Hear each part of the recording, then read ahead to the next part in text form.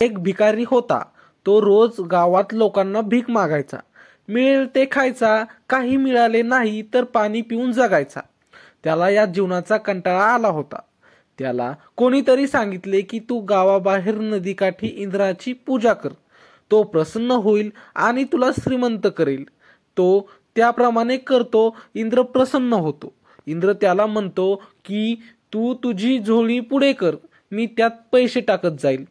तू जेव्हा थांब म्हणशील तेव्हा मी थांबेन. मात्र हे लक्षात ठेव, जर तुझी झोळी फाटली व पैसे खाली पडले तर त्याची माती होईल. तो भिकारी आपल्या झोळीत मावेल एवढेच पैसे घेतो व त्याला थांब म्हणतो.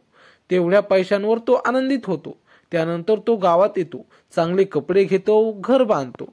त्याला एक जण विचारतो की तू एकदम कसा श्रीमंत झालास. तेव्हा तो त्याला सगळी हकीकत सांगतो. त्या माणसालाही पैशाची हाव सुटते. तो सुद्धा गावाबाहेर जातो.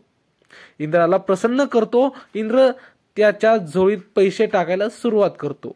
तो आणखी मागत राहतो. शेवटी पैशाच्या हव्यासापायी थांब म्हणायचे विसरतो. त्यामुळे त्याच्या झोळीवर त्या पैशाचा ताण पडतो आणि ती फाटते. सर्व पैसे खाली पडतात व त्याची माती होते.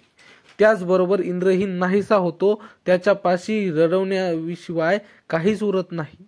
तात्पर्य, कोणत्याही गोष्टीचा लोभ नसावा.